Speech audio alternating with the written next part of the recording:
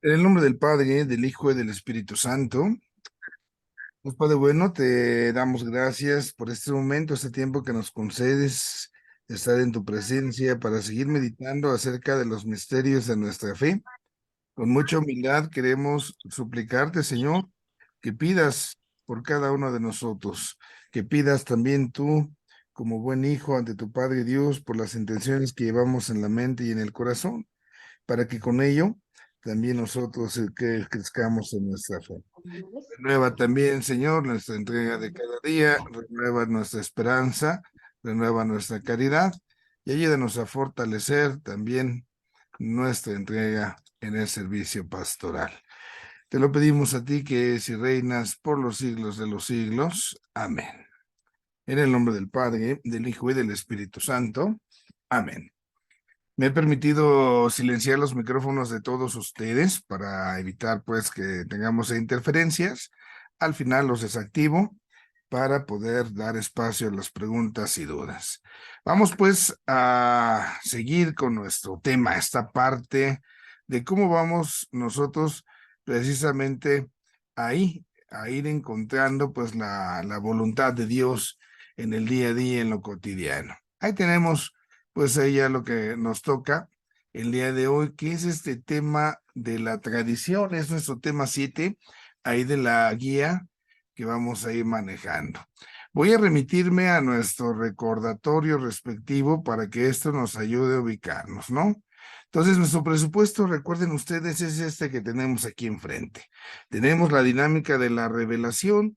En la revelación, entonces, estamos diciendo, tenemos dos sujetos, Dios que sale a nuestro encuentro, a través de su palabra, Él nos habla, y el ser humano entonces responde, escucha lo que Dios tiene que decir y le responde.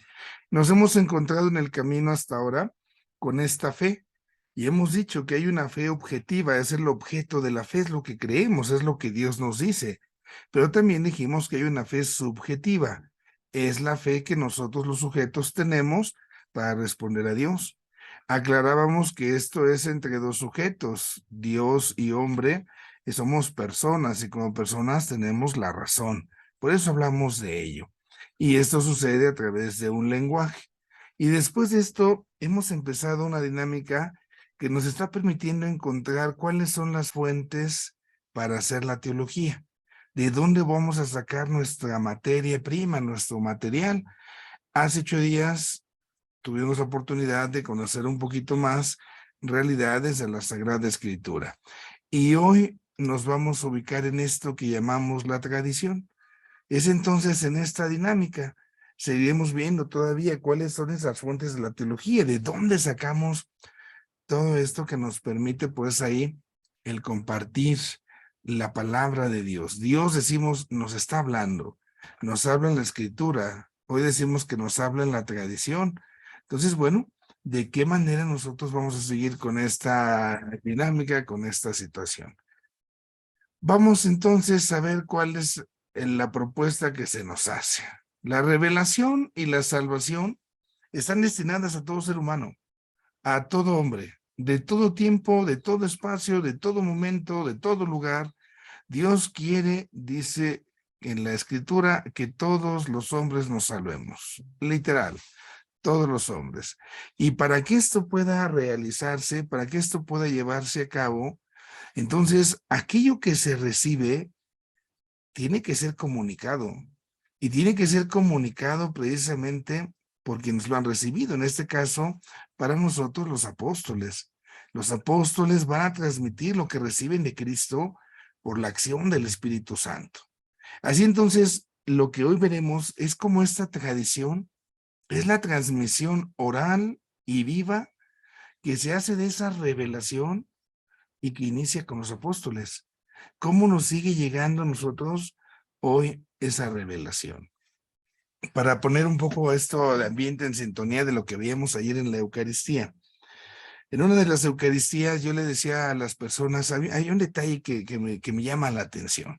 Vimos el episodio de la transfiguración, tenemos que estar Jesús, se agarra a Pedro, a Santiago y a Juan, se los lleva al monte más alto y todo aquello. Entonces, imaginemos cómo llegan con la lengua casi de fuera, ¿no? Por todo lo que suben. Y estando allá, Jesús se transfigura y aparece Moisés y Elías. Pedro los identifica porque hasta le dice a Jesús: Señor, vamos a hacer una casita aquí, una choza, una tiendita para que quedes tú en una, en otra Moisés y en otra Elías. Y la pregunta es: ¿cómo Pedro conoce a personas que vivieron siglos antes de él? ¿Cómo conoció a Elías? ¿Cómo conoció a Moisés? No había fotos. ¿Cómo hace para ubicar? Y entonces la referencia que nosotros podemos dar es porque dice el texto que apareció Moisés y Elías conversando, platicando con Jesús. ¿De qué platicaban? Pues podemos tratar de intuir. Moisés representa la ley de Dios, Elías el más grande de los profetas. En Cristo la ley llega a su plenitud, los profetas, las profecías se están cumpliendo. Entonces seguramente el contenido de la conversación va en esa línea. Y podemos decir con este ejemplo cómo desde entonces siempre la tradición se va comunicando.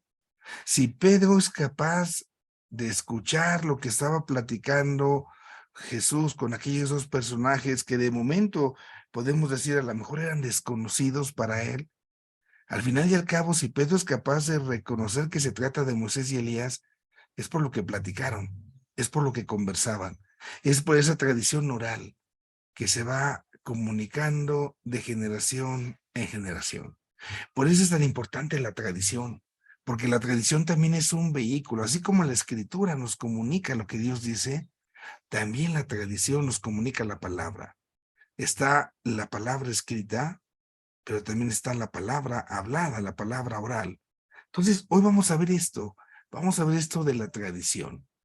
¿Cómo vamos a entender esto? Bueno, primero vamos a hablar de la tradición en general. ¿Cómo se entiende una tradición en general, en un pueblo, en las comunidades? Bueno, pues la tradición, podemos decir así, es una capacidad que los seres humanos tenemos. ¿Para qué? Pues para ir transmitiendo todo aquello que es parte de nuestra cultura, para ir enriqueciéndola, para ir conservándola. Y qué fundamental es eso, ¿no? Que nuestras tradiciones vayan pasando de generación en generación, porque van dándonos identidad, nos hacen ser quienes somos. Entonces, una tradición en general, en general, en la cultura va en esa línea. Está ligada al lenguaje. ¿Por qué? Porque es a través de las palabras como las tradiciones se van a ir comunicando. Esas tradiciones van a crear funciones, oficios, tareas, es decir, responsabilidades. ¿Por qué? Porque si vamos a hacer esto, pues hay que repartirnos la chamba. A ti te toca hacer esto, a mí me toca hacer otro. O sea, cada quien va a hacer lo suyo, la parte que le toca. Se involucra el grupo social en ello. Permite el desarrollo de la misma comunidad y también, sabemos, da sentido de identidad. Entonces, en general, una tradición nos va a dar estas realidades. Es esa manera de comunicar aquello que nos da identidad, aquello que nos hace ser quienes somos dentro del grupo social al que pertenecemos. Y entonces, por ejemplo, en nuestro país, en nuestra tierra, tenemos ciertas tradiciones. De un pueblo a otro hay tradiciones que van cambiando y que van cambiando, pues a veces muy radicalmente. Pero al final y al cabo es esta dinámica que le da identidad a la sociedad. Ahora, ¿cómo se va usando la tradición ya en nuestros ambientes? Pues fíjense que en nuestros ambientes, acá las cosas pues no fueron tan benignas para la tradición. Si ya hablábamos de la tradición aplicándosela al pueblo de Dios, que nos da identidad del pueblo de Dios, pues hay momentos en que la tradición es rechazada. Primero los protestantes.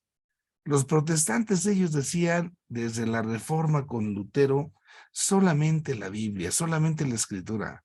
No hay espacio para nada más.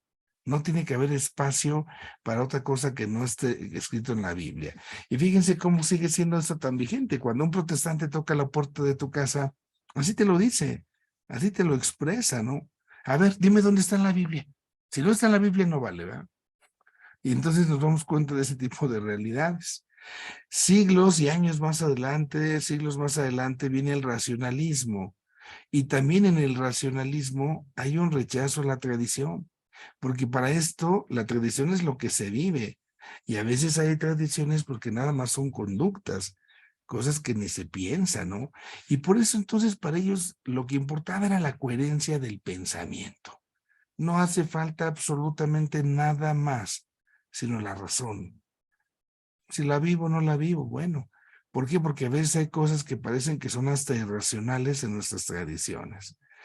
Llega el momento de la ilustración y se sigue por ese sendero.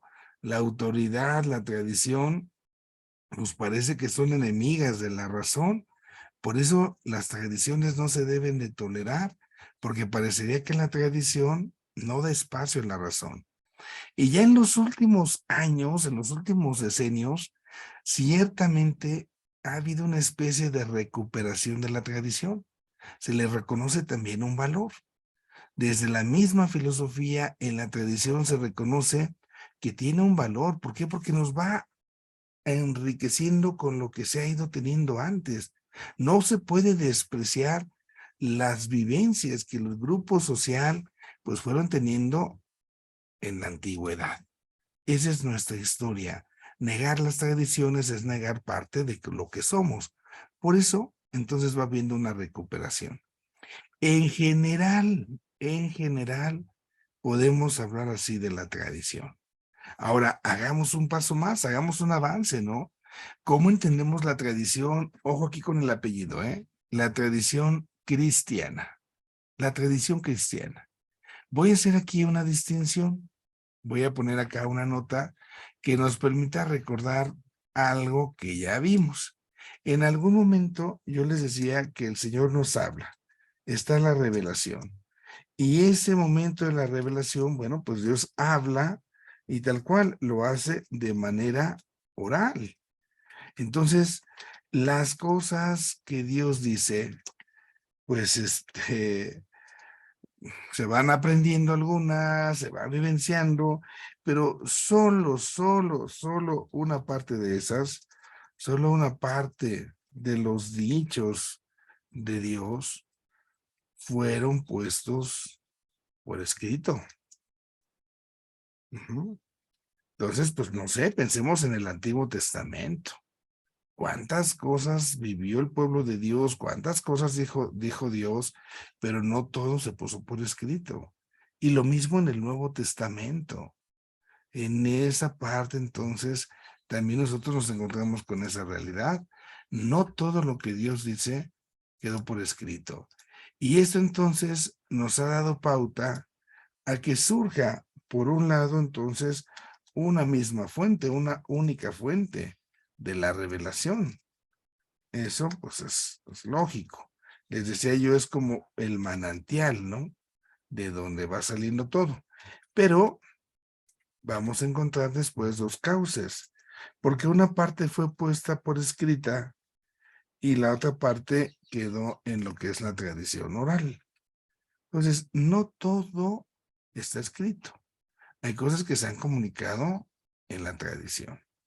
Entonces, ahí tenemos ya nosotros esta forma en cómo se va generando la tradición. Pero ahí viene la aclaración interesante que hacemos el día de hoy. Pero hoy estamos hablando aquí de la tradición cristiana. Y esa tradición cristiana entonces será obviamente después de Cristo. Hay una parte que aquí en nuestra clase del día de hoy no estoy considerando. Y esto es entonces nada más para que nos ubiquemos, porque vamos a ir teniendo la tradición como esa parte precisamente de lo que también nos llega como la revelación. Pero en este caso, para nuestra materia, hoy nos detenemos en esta revelación que nos llega en la tradición cristiana, en lo que Cristo dijo, en lo que Cristo afirma, en lo que Cristo nos ofrece. Entonces, esto es lo que yo quisiera que recordáramos. En un primer lugar, Dios nos habla y de eso que nos habla, no todo quedó por escrito. Hay algunas cosas que están naturalmente en lo oral, y otras cosas sí escritas. Bueno, con esta salvedad vamos a ir viendo cómo entiendo la tradición cristiana. Entonces, la tradición cristiana la entiendo como el conjunto de contenidos doctrinales, espirituales. Aquí es donde viene nuestra clave, miren. Todo esto sí de doctrina, sí de cosas espirituales, pero aquí es donde está la clave para nosotros. Procede directamente de Cristo. Y el Señor Jesús lo compartió a los apóstoles. Y estos apóstoles después lo fueron compartiendo a lo largo de la historia, pues lo fueron compartiendo dentro de la misma iglesia, a quienes son parte de la comunidad. Entonces, estamos hablando de la tradición, reitero, subrayo, para que no lo perdamos ahí de vista, de la tradición cristiana, cristiana. Esto a mí me debe de quedar bien claro. Esto ya me está solamente dejando con lo que Cristo transmite, que le dio a los apóstoles y de los apóstoles de generación en generación llega a la iglesia. Ahora, esto hace que empiece a tenerse un desarrollo. ¿Cómo se va a tener ese papel teológico? Bueno, en los primeros años de la iglesia se desarrolla esto que se llama el principio de la tradición. ¿Qué significa eso del principio de la tradición? Solo es verdadero, solo vale, solo cuenta todo aquello que llega de la iglesia desde los apóstoles. ¿Por qué? Porque son los apóstoles los que lo toman de Cristo. Si alguien empieza una tradición que no tiene nada que ver desde los tiempos apostólicos, yo le podría decir, oye, ¿de dónde la inventaste? ¿De dónde sacaste esto? ¿Por qué? Porque solamente es con lo de los apóstoles y tú ya aquí estás como haciendo no sé qué cosas de quién sabe qué. Solo ahí. Hasta el final de la Edad Media se trataba a la Sagrada Biblia como el texto básico de la revelación. Y entonces, si yo voy a apoyarme en la tradición, será para que pueda interpretar la escritura con esa autoridad. Es aquí donde se va a dar como esa especie de separación entre escritura y tradición, como si fueran cosas diferentes, y se olvida que es una misma fuente, que es la misma revelación, y que los dos pues tienen, digamos, en ese sentido, pues deben de tener la misma consonancia. Y aquí entonces se quiere apoyar así, desde la tradición, como esa aprobación, ¿verdad? Vamos a tener la escritura, vamos a probarla, vamos a interpretarla a partir de esto que dice la tradición. Viene, ya decíamos hace un momentito, el siglo XVI, llega el pariente Lutero, y el Lutero entonces rechaza esto de la tradición. Él dice, no, esto no sirve, esto no está bien, aquí solamente lo que es la palabra de Dios, solo la Biblia.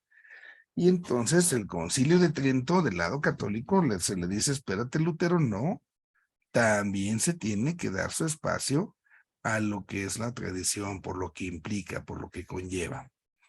En el siglo XIX tenemos estos dos hombres, Müller y Newman, y de esos empiezan a hablar otra vez de la tradición, se retoma.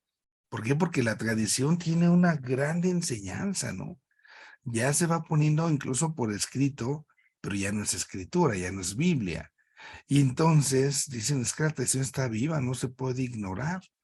Y eso hace que ya desde el siglo pasado venga a darse cada vez una mayor relación entre la Trinidad, Dios que habla, pero que lo pone por escrito, pero al mismo tiempo lo manifiesta en la tradición. Tanto escritura como tradición constituyen una verdad revelada. Vamos a ver aquí una anotación para poder dar nuestro paso siguiente. Yo puedo afirmar, yo puedo decir entonces, ¿sí?, que Dios se revela. Esta revelación del Señor nos llega a nosotros por la tradición oral, ya lo expresábamos antes, ¿sí? Y después de esto viene, pues que alguna parte de eso se pone por escritura. O sea, tienen la Sagrada Biblia, la Sagrada Escritura, ¿no? Entonces, va surgiendo esa partecita. Pero ¿hasta dónde llega la escritura?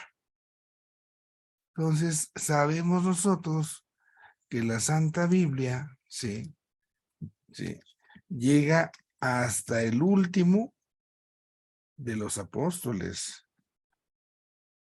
San Juan. Entonces, ahí termina la escritura, pero no termina el hecho de que se haya seguido meditando, de que se haya seguido reflexionando, para nada, se siguió haciendo, se siguió reflexionando, y esto da origen a mucha información, a muchos autores, a muchos textos que van elaborando. Ahí, por ejemplo, tenemos los textos de los santos padres que van comentando la escritura, pero ya no son tradición original, ya no son tradición que da origen. ¿Por qué? Porque ellos están comentando lo que está en el origen, pero dice tener una base. Entonces, esto debe de quedar ahí, bien claro, para evitar luego así como confusión. Bueno, damos un paso entonces más ahora. ¿Cómo está la tradición y la regla de fe? ¿Cómo es que se va haciendo esto? Entonces nosotros decimos, esto que Cristo enseña, se tiene que seguir comunicando, se tiene que enseñar, no se puede dejar que se pierda. Y así los apóstoles empiezan a hacer su predicación, empiezan a enseñar. ¿De qué manera? Pues con sus palabras, sí, pero ante todo, con sus acciones. ¿Cómo es posible que hoy en este mundo seamos casi 1,200 millones de católicos, por ejemplo? Esto lo empezaron 12 hombres, cobardes, abandonaron a Jesús, uno lo negó, otro lo vendió. Y de aquellos 12 que empezaban a hacer esta bola en torno a Cristo Jesús, hoy somos los que somos. Entonces, por qué arrastraron tanto en su momento? Porque llevaron una vida santa, porque entregaron su vida con convicción, porque cayeron incluso en el martirio. Y esta parte es entonces lo que le da vida, precisamente, a la iglesia. Entonces, la iglesia está jugándose un papel acá bien importante. Aunque la gente a lo mejor no está tan imbuida en todo esto, pero cuando los ve viviendo como viven, cuando los ve dispuestos a dar su vida, entonces les interesa y entonces ahora sí, ¿por qué haces esto? ¿Por qué entregas tu vida, no? Y eso es lo que se empieza a mover, se empieza a mover. Entonces, ahí tenemos este primer elemento. Ahora, esta regla de fe tiene un aspecto normativo y un aspecto interpretativo. Cuando hablamos de lo normativo, es porque contiene la revelación. Es lo que ya les comentaba yo. Y termina con los apóstoles. Y esto sirve para darle normas a la vida de la iglesia, a nuestra vida. ¿Por qué? Porque es la revelación. Pero también está la parte interpretativa. ¿Qué busca hacer la parte interpretativa? Pues ir explicando. Ir explicando. Así entonces se va a ir desarrollando la revelación, no poniéndole nada nuevo, para nada, no le estoy quitando nada, simple y sencillamente se está caminando. Se ha recibido algo y lo interpretamos y lo pensamos y lo reflexionamos. Yo podía preguntarles, ¿a quién de ustedes le habló Jesús? A nadie. A ninguno de nosotros nos habló Jesús y nos dijo, ten, ahí te va mi libro de la carta de no sé qué a quién. No, para nada. Sin embargo, nos sigue hablando, pero de esta manera.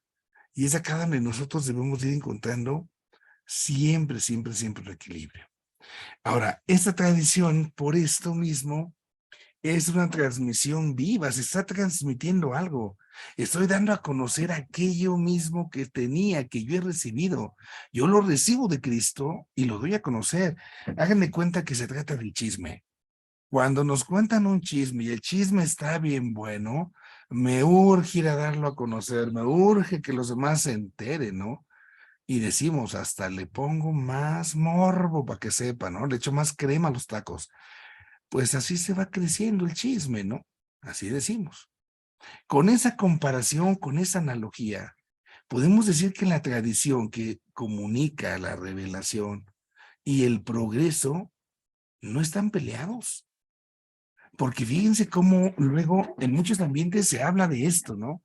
Es que están los tradicionalistas y los progresistas. Los tradicionalistas son los que ya se quedaron ahí atorados en el pasado.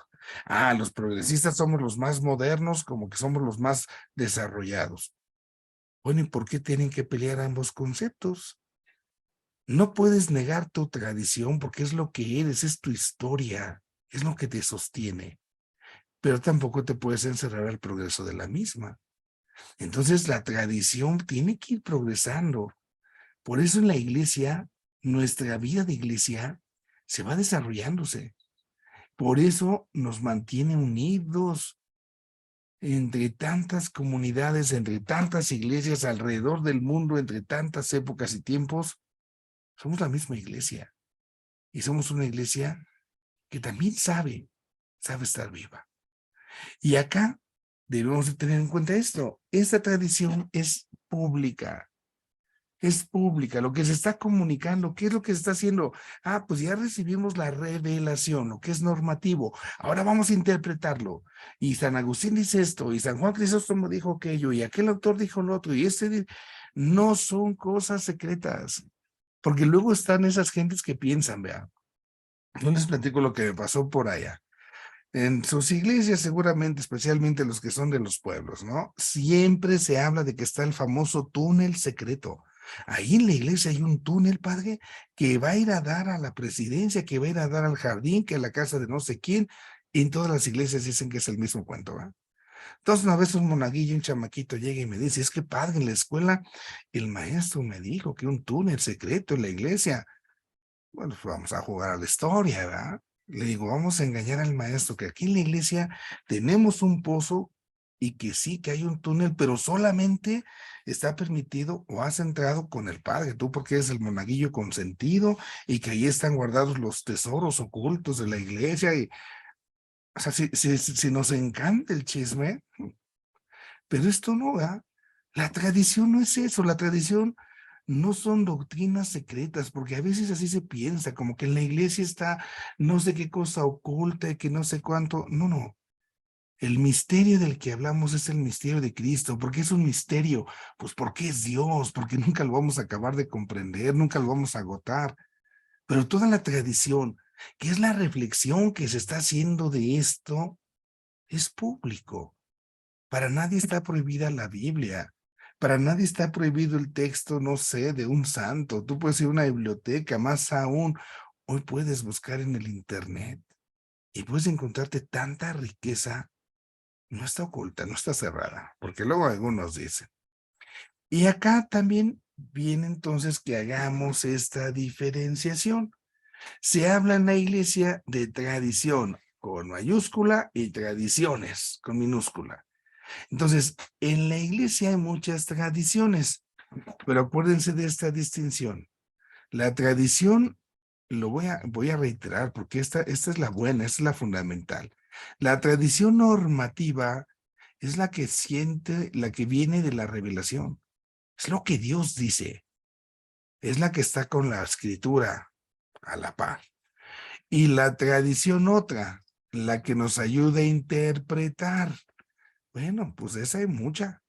Porque va a haber a lo largo de la historia gente que quiere comprender esa palabra, gente que quiere comprender la revelación. Entonces, no perdamos de vista estos dos aspectos de nuestra tradición. Doy el paso donde estábamos. En la iglesia hay muchas tradiciones. Entonces, si yo hablo de estas tradiciones, son pues esas tradiciones que sí pueden cambiar. ¿Por qué?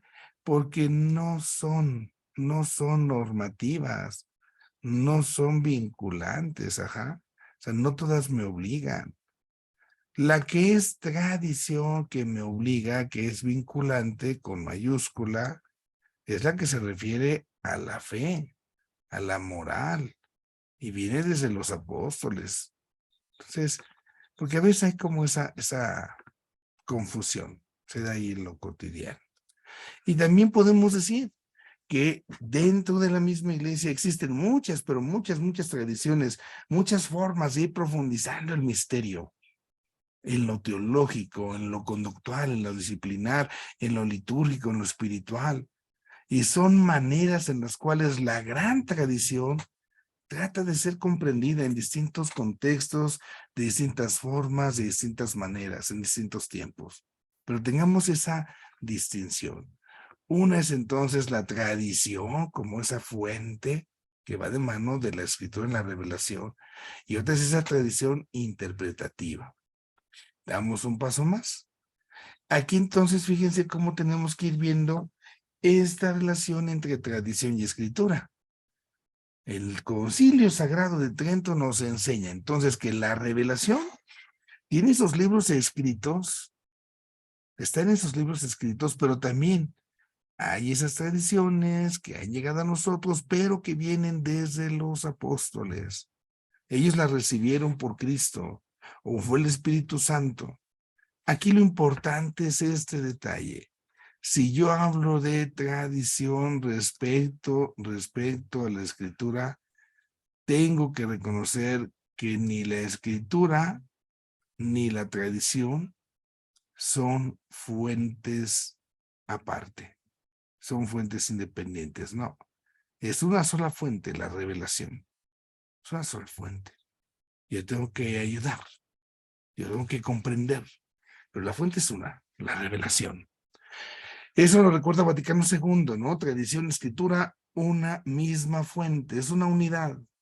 Y así entonces nos damos cuenta cómo la revelación no solamente es que yo te esté pasando acá un chismito, ¿verdad? No es solamente una simple comunicación de ciertas verdades. ¿Qué es ante todo y sobre todo nuestra revelación? La revelación es la autocomunicación. ¿Quién la hace? Dios. ¿Y para qué Dios se autocomunica? Ah, pues para salvarnos. Entonces, esa autocomunicación salvadora de Dios, esto es lo que nos hace caer en la cuenta de que es la revelación. Ese Dios que habla a los hombres como amigos. Y así entonces tradición, ojo, no es un conjunto de doctrinas, de cosas, es ante todo la presencia de Cristo, de la palabra de Dios, que siempre conversa, siempre platica con la iglesia, siempre platica con nosotros. Eso es tradición. Un salto más. ¿Cómo entiendo los testigos de la tradición? Si ya decimos que es la tradición, ¿cómo se viene interpretando esa gran tradición, la revelación? ¿En dónde? ¿En dónde está? Pues primero vamos a ver esto. La tradición, decíamos, es algo que está vivo. ¿Por qué? Pues porque viene de Dios y Dios está vivo. ¿Y a quién se lo dirige? A nosotros, que somos la iglesia. ¿Y a través de quién lo hace? El Espíritu Santo. Entonces, a partir de ello, podemos ir encontrando por qué esa tradición es activa. ¿Dónde está mi tradición? En primer lugar, los santos padres, los padres de la iglesia. Me meto un poquito en ello. En su momento tendrán una materia específica de esto. Los padres de la iglesia son gente que se dedicó a escribir en la antigüedad. ¿Qué características tenían estas gentes? Pues caray, santos, santos, santos, santos. Conocían la Biblia de cabo a rabo. Y eso imagínense en aquella época, no había imprenta. Tener una Biblia era un lujazo. No cualquiera tenía una Biblia. Entonces, ellos tenían su propia Biblia. Y fueron muy buenos pastores entre su gente, porque precisamente en esa tarea pastoral ellos educaban a las gentes que se iban a bautizar, a los que se iban acercando. Entonces, esos son los santos padres. Van a ser autores de comentarios de la Sagrada Escritura, va a haber herejías y ellos van a entrar al quite, tienen plena conciencia de su catolicidad. El centro de ellos va a ser Cristo y después la iglesia, en razón de Cristo, al que algunos, pues quizás todavía medio conocieron o ya nadie conoció, pero al final es esta la papa caliente, lo que hay que comunicar y se está creciendo la iglesia. Estos santos varones estuvieron abiertos a las culturas de su tiempo. Nunca, nunca, nunca, jamás podemos decir se cerraron a una cultura. Siempre hubo esa disponibilidad de diálogo. Y otra nota de estos señores santos padres es que son fregones. Tienen un nivel intelectual, doctrinal, espiritual. Y bueno, pues quizás de los conocidos, no sé, San Agustín. Si alguien ha leído las obras de San Agustín, las confesiones, pues se da cuenta de lo que decimos. O sea, a pesar de que tiene tantos siglos que la escribieron, nos sigue enseñando tanto. Entonces, aquí, ¿por qué es importante para nosotros el testimonio de los santos padres como esa tradición viva? Porque cuando los santos padres tienen un consenso entre ellos, entonces esa es regla de fe. Para a partir de ellos se interpreta la escritura. Y así entonces se va llegando a esa enseñanza. Se va mostrando cómo la iglesia puede ser fiel a la revelación, puede ser creativa, gracias a ellos. Entonces, los santos padres son un criterio de fe. Otra expresión de la tradición, la liturgia. ¿Por qué? Porque la liturgia celebra lo que creemos. Entonces, cuando hacemos oración, esa oración que hacemos, ese culto que nosotros damos, es unirnos al culto que Cristo le ofrece de su vida misma al Padre Eterno. Cuando hacemos oración es unirnos a la oración de Cristo que dirige a su Padre. Y todo esto, que es la entrega del Señor, se centraliza en la Eucaristía. Ahora, la Sagrada Liturgia, ¿qué quiere? ¿Cuál es su tirada? La liturgia tiene un objetivo, que es glorificar a Dios. Así de simple. Glorificar a Dios. ¿Cómo lo vamos a glorificar? Pues dándole gracias por lo que nos ha dado. Vamos a glorificarlo adorándolo, alabándolo. Y en cada ejercicio de esto, en la adoración, en la acción de gracias, en la pintura, que podemos decir nosotros, se va ahí empleando así como si fuera una especie de cuadro de todo lo que nosotros vivimos en nuestro culto. En todo ello siempre está lo que creemos. La liturgia es la celebración de nuestra fe. Por eso la liturgia es como un vehículo de la doctrina, de lo dogmático. Por eso la liturgia nos ayuda a comprender la revelación. Y así entonces surge este principio que es conocido en la cuestión de teología, lex orandi, lex credendi. ¿Qué significa esto? Pues que la oración de la iglesia es norma de fe, es decir, el dogma del Señor está vivo, pero no solo está vivo, se celebra. Entonces, aquello que estoy celebrando, aquello que estoy orando es aquello que yo creo. Por eso la oración de la iglesia es norma de fe. En la liturgia nos encontramos también con esta grandísima riqueza. Un salto más. Tenemos también acá esto que es muy interesante, el famoso sensus fidei. ¿Por qué es interesante? Porque se trata entonces de saber que también en nosotros, en los bautizados, encontramos la voluntad de Dios. Y esto es muy interesante. ¿Cómo entender este sensus fidei o sensus fidelio? Quizás son esas palabritas que son medias extrañas, medias raras, que nunca habíamos escuchado, y por eso hay que rescatar, y aquí hay que rescatar mucho. ¿Cómo encontrar el significado verdadero de sensus fidei, sensus fidelium? ¿Cómo lo haremos? Pues vamos viendo, vamos mirando un poco esto. El pueblo de Dios, podemos decir nosotros, todos, vivimos nuestra fe y tenemos la posibilidad de expresar eso que vivimos de una manera simple y sencilla, pero siempre correcta. Por eso lo que nosotros creemos, lo expresamos en nuestros testimonios. Es esa parte. Entonces, el pueblo tiene esa capacidad. ¿Quién es parte de este pueblo? Todos los bautizados. Desde el niño recién bautizado, a lo mejor hace ratito, en cualquier lado del mundo mundial, hasta el obispo, el papa, todo bautizado somos parte del pueblo de Dios. Y aquí viene esto, el pueblo de Dios en el conjunto, o sea, todos nosotros juntos, gozamos de la infalibilidad incredendo. ¿Qué significa? Que el pueblo de Dios no puede equivocarse. El pueblo de Dios, todos, subrayo. Cuando el pueblo de Dios dice algo, no se equivoca. Yo no sé si por ahí recuerden esta sentencia que ya tiene sus ayeres, ¿verdad? Se decía, Vox Populi es igual a Vox Dei. Sí. ¿Qué significa esto? Que la voz del pueblo es la voz de Dios y es infalible. Y da miedo, ¿no? Todo lo que los laicos y los padres y los consagrados, todos, porque todos somos pueblo de Dios, todos, lo que todos podemos coincidir, entonces es voz de Dios. El Vaticano II lo dice de esta manera en la Lumen Gentium 12. La universalidad de los fieles, todos, tiene la unción del santo, bautizo, y por eso no podemos equivocarnos en lo que creemos.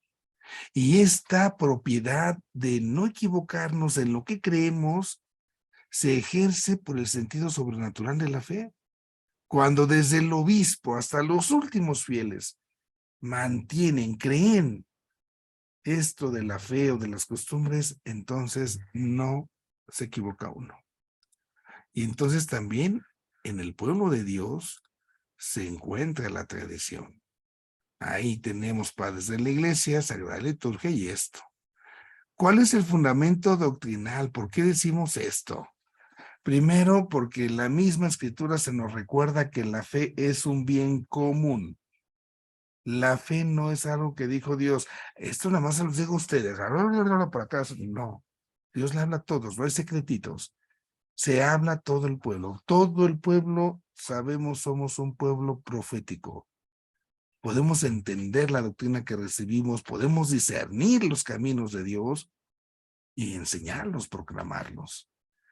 Un reflejo excelente de esto es la religiosidad popular. Y ojo con ello, porque a veces la despreciamos casi en automático muchas veces. ¿Cuántas expresiones de religiosidad popular, incluso nosotros como sacerdotes, las queremos luego quitar, las queremos arrancar, cuando son una expresión de la presencia viva de Dios? Es Dios que nos sigue hablando y es este hombre, esta iglesia que sigue escuchando y busca interpretar y que entonces se forma parte de esta tradición y que se hace por esta conciencia de que somos pueblo profético. Pongo un ejemplo. En tantísimos lugares de una u otra forma tenemos esa devoción de pedirle a la Virgen que nos cubra con su bendito manto. Hay lugares donde se hace la procesión de la Santísima Virgen María y le ponen un manto, le llaman la cauda, de 10, 15, 20, de 30 metros. Y la gente lo va cargando en la procesión de la fiesta de la Santísima Virgen de tal día. La gente carga ese manto. En algunos otros lugares, a lo mejor en la fiesta tal de la Virgen, se extiende el manto y la costumbre, la religiosidad popular es que la gente pase por abajo de ese manto. Es expresión de esta verdad. Encontramos en la maternidad de María una expresión del amor de Dios. El hecho de que vaya la gente y toque el manto de la imagen de la Virgen, Para algunos puede ser despreciable. Algunos pueden hasta regañar o es más, le voy a quitar el manto a la Virgen para que ya no lo estén ahí manoseando. Cuidado. Se trata de saber encauzar. La religiosidad popular es parte de esta tradición. Ojo, ciertamente, muchas veces hay abusos, abusos. Y eso hay que purificarlo. También hay que decirlo. Pero lo más hermoso de esto es que nos damos cuenta que el cristianismo está vivo. Y aquí hay ejemplos en la historia tan hermosos. En los siglos cuarto y quinto, muchos obispos se equivocaron con una doctrina que después se verá. Eran los arrianos. Dudaban de Cristo, que fuera verdadero Dios, verdadero hombre. Y a pesar de que muchos obispos se equivocaron, sus pueblos, su gente, no se equivocó. Será usted muy el señor obispo y dirá usted mucho lo que usted quiera decir, pero... Y se mantuvo la fe, se mantuvo la fe. Los cristianos guaraníes, cristianos japoneses, en Hungría, por poner ejemplos, hubo lugares, me voy con lo de Japón. Durante un tiempo, en Japón, el régimen que existió, estoy hablando hace siglos, prohibió todo lo que tuviera que ver con el cristianismo, expulsó lo que se llamaban religiosas, monjes, monjas, curas, curitas y curotas, todo. Y entonces la gente, los cristianos católicos se quedaron sin nada. Pasaron muchos, pero muchos años y se regresa. Hubo cambio del régimen, se permite otra vez que los católicos puedan regresar. Y muchas congregaciones, muchos misioneros fueron, pero había una pregunta, ¿qué vamos a encontrar? Ya seguramente no hay nada de lo que se supo poner hace tantos años, seguro ya se acabó. Pues sorpresa, la iglesia siguió viva en Japón. ¿Cómo? Pues esto había padecito, pero las catequistas eran las que bautizaban. Se daba la enseñanza, se explicaba. Sí, no había misa, no comulgábamos, pero no se perdió, porque la iglesia es viva. Y entonces en las expresiones de la religiosidad popular se sigue comunicando la fe. Es por eso tan hermoso esto del sensus fidei. Y otro elemento fundamental acá es el llamado consenso teológico, también como un lugar de tradición. Consenso teológico, tenemos varios teólogos, gente que estudia, que habla de Dios, y entonces los teólogos nos dan también su postura. También ahí se encuentra algo. Es un lugar de la tradición. Y tiene que haber una colaboración entre lo que dicen los teólogos y lo que dice la enseñanza de la iglesia. Pero no hay que confundir, porque ese es el error que a veces podemos tener. Padre, me acabo de leer un libro muy bueno y en este libro dice esto, esto y esto y esto. Oye, pero eso que dice este autor no está bien, no va de acuerdo a la iglesia. Padre, pero es un padre que lo escribió, es un gran teólogo. Sí, pero no va de acuerdo a lo que dice la iglesia. Simplemente. Entonces tengo que distinguir cuál es la enseñanza de la iglesia y cuál es la enseñanza de un teólogo. Y entonces entre teólogos y la enseñanza de la iglesia, el magisterio, tiene que haber colaboración, pero nunca confusión. Y la opinión mayoritaria de los teólogos no es absoluta, ¿eh? No es absoluta. Ay, es que todos los autores dicen eso. Pues qué bueno que todo el mundo diga aquello. Pero no porque lo dice todo el mundo significa que ya es palabra de Dios, en este caso los teólogos. Esto pasó por ahí de los 60, finales de los 60, principios 70. Había mucho debate en torno a la cuestión de la moral sexual y le tocó al Papa Pablo VI batallar con ello. Como que la opinión teológica estaba a favor de tantas expresiones en torno a la moral sexual que no eran de acuerdo a la enseñanza de la iglesia.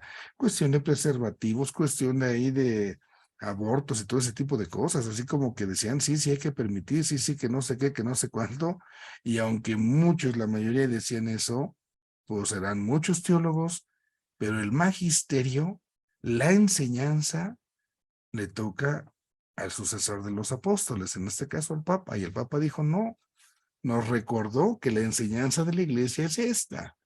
Y aunque todo el mundo diga esto, aquí no se trata de democracia. No porque hagamos una votación donde, a ver, ¿quiénes votan para decir que el cielo es verde? Y hacemos una elección a nivel mundial y ya ganó que el cielo es verde. Pues, ¿qué crees? Qué gusto que ganaron todos. Pero pues resulta que no. Aquí resulta que no. Aquí nosotros tenemos precisamente que tener mucho cuidado y mucha prudencia. Bueno, viene ahí en las páginas 100, 102 el ejercicio que se puede ahí realizar, el comentario de los textos, el vocabulario.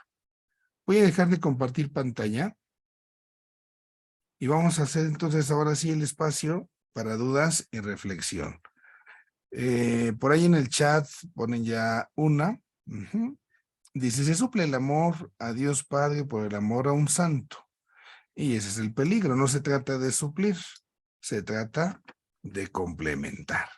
Si vamos a tener el amor a un santo, pues que sea en razón precisamente de que me vaya a llevar a Dios. Gracias a Rodrigo por hacernos el comentario. Denme 30 segundos para iniciar preguntas, por favor.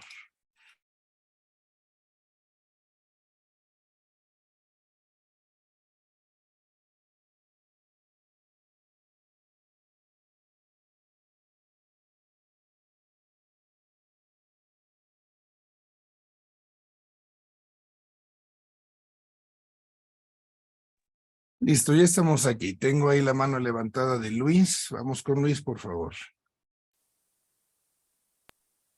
Sí, padre, gracias. Padre, una pregunta. Usted toca el tema, pues considero yo neurálgico dentro de lo que es la enseñanza o la lectura en torno a la teología. Hoy nosotros tenemos pues una diversidad de fuentes que se nos ofrecen para leer algunos tratados teológicos, pero lo que usted acaba de decir a mí me parece muy importante en cuanto ¿existirá alguna forma, alguna pauta para que nosotros pudiéramos tener una referencia de cuando algún tratado teológico ya no va en coordinación o en apego a lo que es el magisterio de la iglesia? Porque mire, por ejemplo, para saber si una Biblia es católica o no, pues la sabemos, ¿verdad? Del imprimatur, etcétera. Pero en cuanto a los tratados teológicos, que muchas veces sí nos pueden confundir, porque aparentemente sí tienen sintonía con el magisterio de la iglesia. Con este nomás, mire. Ajá, Catecismo de la Iglesia Católica. Esto es. Ahora sí, digamos, ahí es donde nosotros tenemos la referencia. sí. Si hay algo que contradiga, ahí empezamos a tener conflicto. Es muy importante y muy enriquecedor la lectura que podemos hacer de muchos teólogos, sin duda alguna. Pero pues primero la base. Entonces yo les recomendaría, voy a leer este libro, yo hace 8 días les recomendaba algunos textos y todo, pero pues ahora sí, pues primero lo primero. Y una buena lectura del Catecismo de la Iglesia Católica y remasticado, siempre tiene que darnos fundamentos. Hay doctrinas también que van a ir saliendo y que se van a ir dando en muchas circunstancias. Y acá, en algunos momentos, otra fuente para ubicar esto son los pronunciamientos ya oficiales por parte del Vaticano a través de la Congregación de la Doctrina de la Fe. Lo que antes se llamaba, se fue ahorita el nombre, la Inquisición, mal entendida, pero bueno, lo que chambea es eso. Ven por ahí un teólogo y le dicen, oye, esto no está bien. Entonces se hace un pronunciamiento, se le dice, mira, este libro está mal en esto, en esto, en esto, te invitamos a que lo corrijas. El autor al final y al cabo es libre. Si lo corrige está bien, si no, no. Si no corrige, entonces la iglesia de manera oficial a través de la congregación emite un comunicado para advertir a los fieles, al pueblo de Dios. Tal autor tal obra en estos puntos no es conforme a la doctrina de la iglesia, no es conforme a la doctrina de la fe. Ahí ya sería algo muy preciso respecto a algún autor. Es un poquito así lo que puede manejarse. Por cuestiones de editoriales y sin que sea regla, sin que sea regla. Las congregaciones que puedo decir son más papistas que el Papa. Está primero Opus Dei, tiene su texto, sus textos son de la Universidad de Navarra, lo que es EUNSA, están los textos de la RIALP. Entonces, casi lo que nos publican estas editoriales, sin que sea regla, pero casi es con una certeza de decir, lo que aquí voy a leer va tal cual de acuerdo a la doctrina, sin duda alguna. No cuestiono. Ya otras editoriales, también otra editorial, Legionarios de Cristo, que tiene también material, también hay como congregación. Unas editoriales donde a veces ya también se presentan voces que no siempre van de acuerdo a la doctrina de la iglesia, pues a lo mejor son las que ya están auspiciadas por los jesuitas. Hay gente, en los mismos jesuitas hay gente que es pero muy ortodoxa, pero hay gente que no. Entonces, ahí ya es donde vienen los criterios. Ya es donde vienen ciertas editoriales que uno tiene ahí que ir haciendo como la distinción y siendo muy cuidadosos. Generalmente, pues cuando hay alguna obra de este tipo que pueda ser de cierto revuelo, pues se hace el señalamiento tal cual ahí. La página del Vaticano, de manera muy sencilla, buscar ahí la Congregación de la Doctrina de la Fe, de ahí es donde publicarían esas notas, donde habría, ¿no? Y lo otro, donde yo les digo, el Catecismo de la Iglesia Católica es para nosotros nuestro punto de referencia. Gracias, Sí, padre. muy bien, Luis. Vamos con Irene, por favor. Padre, muy buenas tardes. Buenas tardes. Mire, respecto a lo normativo, que es revelación, hace como 2 años, 3 años, hubo un sacerdote que hizo un escándalo, más bien fue excomulgado, cometió un error, pero él hablaba mal de la iglesia porque decía que siempre hay puras normas, la iglesia es de pura norma, puras reglas, y por eso él pues de una forma se justificaba, ¿no? El por qué se alejaba de la iglesia.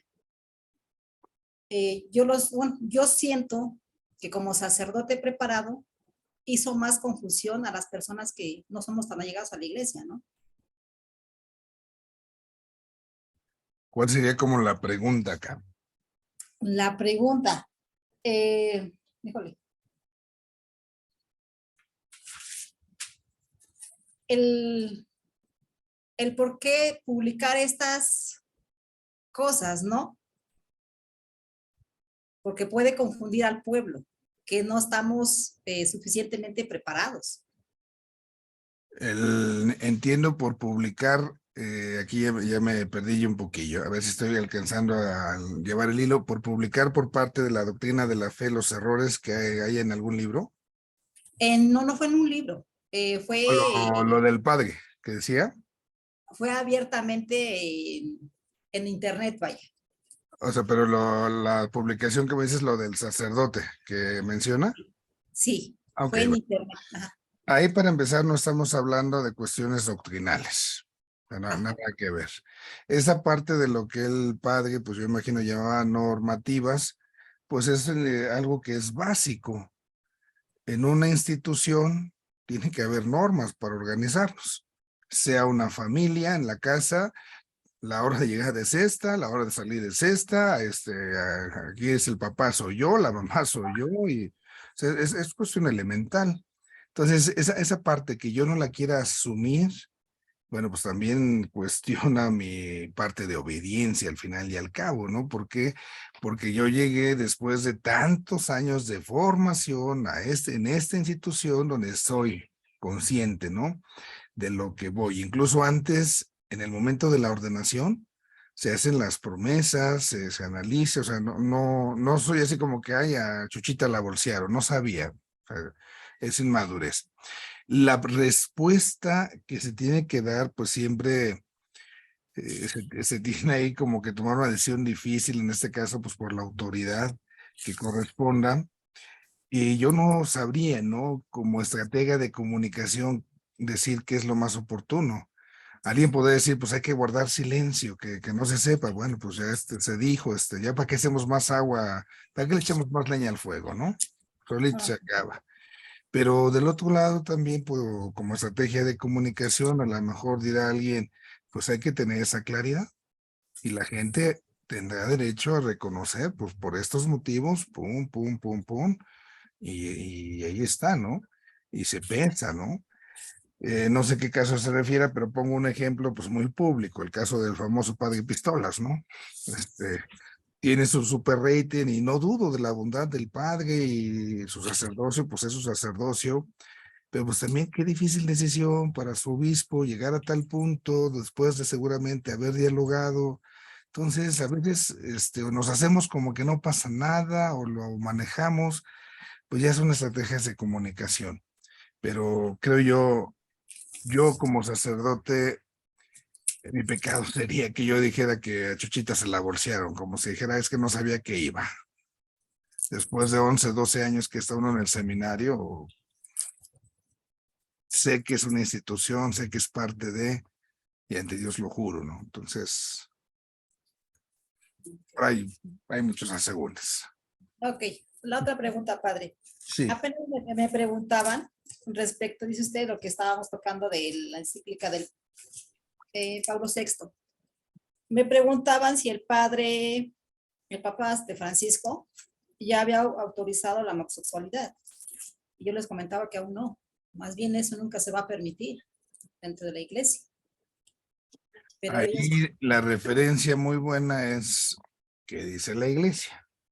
sí, Porque entonces a veces nosotros andamos diciendo cosas que ni dice la iglesia, que pensamos que dice la iglesia, ¿no?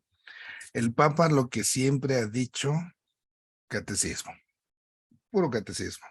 El respeto de la persona en su dignidad como ser humano que merece la acogida de la iglesia, pero que también es invitada a guardar ese celibato, esa castidad en ese sacrificio, en esa ofrenda. De ahí no, y esto pues no se moverá, porque precisamente es una cuestión doctrinal que en la tradición se comunica, ¿no? Y no se trata como de modas. Ahorita en la iglesia anglicana, por ejemplo, ya en Inglaterra, pues así como que ya vamos a aceptar y que ya va a haber bodas ya como sacramento, ¿no? Va a haber bodas entre personas del mismo sexo. A la hora de la hora, en sus congresos o sínodos, se echaron para atrás, porque ya no. Se quedaron que ya nada más les van a dar la bendición, pero no va a ser sacramento, ¿no? Aún así, mucha gente sigue dejando la iglesia anglicana porque está traicionando su doctrina, están traicionando la escritura, ¿no? Entonces, no es por moda, ¿no? O sea, si yo quiero quedar bien así para la gente, no, para nada. Pero a veces, pues digo, aquí la bronca más fuerte son los medios. O sea, los medios les gusta vender, entonces el Papa ya los aceptó, casi casi el Papa ya los va a casar, ¿no? Entonces, para nada. Hay por ahí, permítanme buscar en el internet, este, es un proyecto que han hecho varias películas y series. Déjenme buscar fulano, es que he olvidado el nombre. Ay, Dios.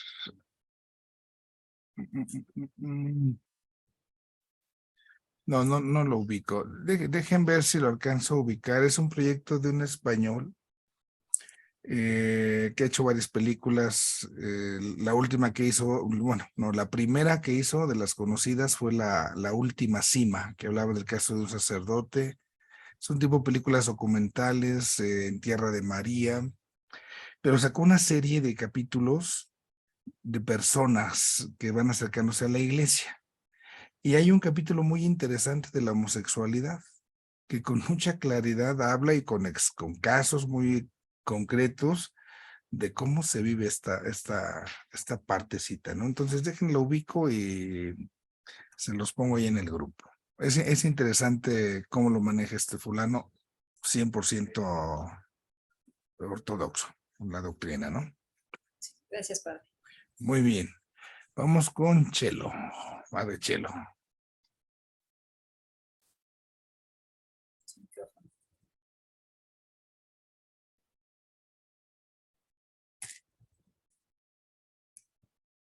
Si gusta, madre. Perdón, padre. Le decía que en la primera imagen que nos presentó, nos puso ahí que la revelación y la salvación están destinados a todos los hombres de todos los tiempos y lugares. Pero actualmente, bueno, pues los jóvenes que no están con sacramentos y que quieren recibir los sacramentos, más bien porque sus padres los quieren ya bautizados, son adultos, podríamos decir, de más de 20 años, bueno, ellos están en la necesidad de que Dios está en todos, es para todos y con todos y en donde quiera.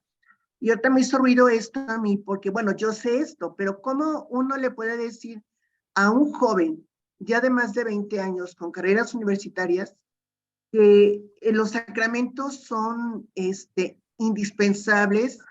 Un argumento, ¿cómo le quisiera decir? Como un argumento fundante, un argumento que no puedan ellos refutar, o más bien que se queden convencidos de la importancia de recibir los sacramentos. Esa es una pregunta. Bueno, me la pone bien complicada, ¿verdad? O sea, que como sacar el hilo negro para que todos dijéramos que los sacramentos son indispensables, pero tristemente, por más que digamos, hablemos, enseñemos y tengamos 25,000 cursos, niños, jóvenes y adultos, vienen a bautizarse porque es la tradición, vienen a hacer la comunión porque es lo que les toca, porque van a ser compadritos, se vienen a confesar, pero cuánta falta de formación, de convicción hace en ese sentido. Estamos en materia de fe y esta parte, pues tengo que creer. Ahí la cuestión está en el mover, el pensar, ¿no? Que mi fe y mi razón van de la mano y descubrir lo que es el significado del sacramento. La batalla que menciona usted, Madre, la tenemos en el relativismo, en el mercado religioso, ¿no? Dios es igual en todos lados, o sea, tú ves donde quieras, y si te hacen una limpia está bien, si te hacen una brujería también, y el sacramento, pues igual, ¿no? Igual y sirve para algo seguramente, pero no se vive. Entonces, ahí para nosotros, pues sigue siendo el desafío de la evangelización. Más allá de los argumentos, creo que nuestra apuesta y que no es nada sencilla, pero es lo que nos invitaba Papa Benedicto, ¿no? Al encuentro con Cristo, que el cristianismo es eso, es un encuentro con el Señor. Esa parte es la que está ahí. Ok, gracias, padre. La otra pregunta, no sé si lo dijo al principio, yo me perdí, pero tengo la duda de por qué cuando usted escribe Sagradas Escrituras, escribe 2 S y 2 E. ¿Qué significan? Sagrada Escritura, las abreviaturas en plurales, así se hacían, madre. La razón gramatical se la debo. Pero, por ejemplo, si hablaban de ferrocarriles, no sé si alguien recuerde los trenes, Sí. SC, entonces siempre se duplica. Pero ahí ya Okay. es esta parte gramatical, ignoro la verdad Ok. de causa. ¿Sí? Y la última, padre, no le escuché bien la editorial que dice que no tiene error, que es una editorial que es fiable, que podemos leer los libros. No es que no tenga tanto error, pero o sea, Ajá. es uno como que con más seguridad. Una es EUNSA, es de la Universidad de Navarra. Entonces, los textos de la EUNSA son buena referencia. Esta Ok. otra que es la RIALP, RIALP, RIALP, esa también es de buena referencia, son manejadas por Opus Dei. Entonces, Ok. cuidan mucho esa parte, ¿no? Ok, muchas gracias, padre. Sí. Aquí la pausa, ya ahorita estábamos viendo acá en el internet y me lo comentaba también Adrián Palomares. El video que les comentaba es de un fulano llamado Juan Manuel Cotello, ¿sí? Él tiene varias películas, ya está ahí apuntado el nombre en el chat, ahí lo pueden mirar. Tiene uno de la homosexualidad, tiene nada más ahí en el YouTube, son 10 minutos, o si ya se quiere ver completo, pues hay que comprar ahí la renta, la serie. Es de 10 capítulos, y muy interesantísimo, muy interesante. Yo se lo sugiero en 10 minutitos que tengan, regálense y vean esa que tiene ahí este fulano. Ujú. Bueno, vamos con María Félix. Sí, padre. Mire, yo lo que quiero preguntar, sobre todo, bueno, me tocó estar en una misa de 12 de diciembre y el padre, bueno, en el momento de pasar a comulgar, dice que podía pasar todos, solamente los que no estaban casados, pues esos que no pasaron. La pregunta aquí es, ¿eso es que es un abuso en cuanto a la tradición cristiana, en cuanto a la liturgia, o cómo se podría considerar? Ay, no puedo decir lo que pensé, por respeto. Pues es que es una tarugada, ¿no? Así tan simple. El hecho de que alguien comulgue, pues implica esa decisión personalísima que se supone implica el acto que yo revisé mi conciencia de que no tengo conciencia de pecado grave que me lo impida. Y, híjola, es un abuso contra todo. Desde la escritura, cuando la primera carta a los Corintios recuerda que no debemos acercarnos a comulgar de manera indigna porque nos tragamos nuestra condenación, sería un abuso contra la tradición, contra la escritura, contra la liturgia, contra todo. Pero bueno. ¿Algo más?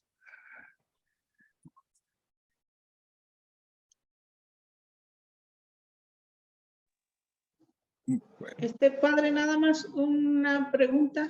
sí, Maru. Si esto que hablaba de los en Japón, ¿es esta época que está en la película esta que se llama Silencio? No, nada que ver. Esta película del silencio si no mal recuerdo, está ambientada más bien acá en África y es ya más bien reciente del siglo XX. Ajá. Si no mal No. recuerdo. No he Ay, visto, entonces a lo mejor me equivoqué. no he visto Esta película de... película, pero mire, si quieren la referencia de los años, ahí en el libro, ahí la tiene, cotéjela con Ya, la película y ahí la tiene como parte de lo histórico, ¿no? ok. Sí. Luis levantó su mano nuevamente.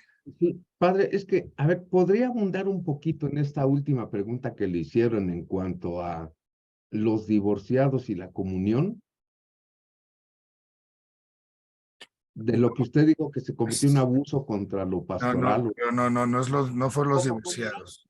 A ver, ¿cómo era? No es Porque lo sí, de- no la, me quedó la claro. pregunta es 12 de diciembre, el sacerdote le dice a todos los que están ahí, pasen a comulgar, menos los que están ahí divorciados. Entonces ahí pues tampoco, o sea, aunque si yo no paso a comulgar, aunque esté casado o esté soltero, pues también, o sea, es una falta de respeto a la conciencia misma del sujeto. A lo mejor yo como sujeto tengo conciencia de que tengo un pecado gravísimo. O sea, no sé. Ahí ya ahorita quizás un poco la referencia también a un abuso que no sé por la situación que nos pregunta María Félix, pero si en algún momento se hace una absolución general, en ese momento, bueno, ya se perdonan todos sus pecados, pero recordemos que la absolución general está reservada para situaciones de gravísima necesidad. Voy en un avión, se va a caer y de buena suerte voy ahí. Saben que los que sean católicos, ahí les va la poderosa, pónganse en las manos del patrón y pues los que nos salvemos está bueno y los que no, pues ya lo hicimos, bueno, ya ahí les va la absolución. algo así es grave, ¿no? Pero pues ahí es un abuso en todos los sentidos. Ujú. A ver, permítame plantearle una pregunta también para que usted me aclare. Mire, en algún viaje que alguna vez yo hice, cuando estaba el sacerdote, pues celebrando la Santa Misa, que era quien nos acompañaba, pues también dio la absolución general, pero ahí podríamos decir no era un acto gravísimo. No. No, ¿verdad? Es un abuso de uno como sacerdote. Gracias, padre. Sí. Maro, Si es un abuso del sacerdote, yo puedo entonces decidir no comulgar. claro, ¿Sí? sí. Nadie la obliga. O incluso usted puede comulgar, porque el acto sigue siendo válido. La absolución que yo he dado es válida. Ya yo tendré que dar cuentas de eso. Y ahí el pecado es mío como sacerdote. Estoy abusando de esto. De eso tendré que dar cuentas yo. Pero pues no es la idea la absolución. Si en algún momento llega a suceder algo, a lo mejor digo, bueno, pues ya me la dieron, paso, comulgo, pero si tan pronto pueda, me acerco a la confesión ya individual. Bueno, Respecto a eso, padre, yo quería comentar que eso Laura, sucedió también, pero en la pandemia. Un sacerdote dio la absolución porque las iglesias estaban cerradas, pero nos dijo, en cuanto puedan irse a confesar, van a ir. ahí ya tenemos esa situación. En ese tiempo de pandemia, mientras era el tomar decisiones, si son riesgos o no, la distancia, entonces ahí ya tenemos estos casos. Se aplica y se hace muy bien la advertencia. Tan pronto sea posible, acercarnos. Eso sí, ahí se aplica muy bien. Ujú. Muy bien. Hagamos entonces nuestra oración en nombre del Padre, del Hijo y del Espíritu Santo.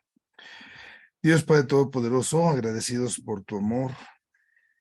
También te queremos agradecer porque a través de la tradición que hemos recibido, hemos podido seguir conociéndote a ti y a través de ese conocimiento podemos seguir amándote. Ayúdanos a estar más cercanos a ti, ayúdanos a encontrarte más y más en nuestras vidas y con ello, Señor, permite que descubramos la grandeza de tu presencia. Te ofrecemos este esfuerzo que hemos realizado y el esfuerzo de nuestra jornada por aquellos que más hoy están necesitando de tu presencia, de tu salud, de tu consuelo, de tu amor. Te lo pedimos a ti que vives y reinas por los siglos de los siglos. Amén. La bendición de Dios Todopoderoso, Padre, Hijo y Espíritu Santo, descienda sobre ustedes y les acompañe siempre. Amén.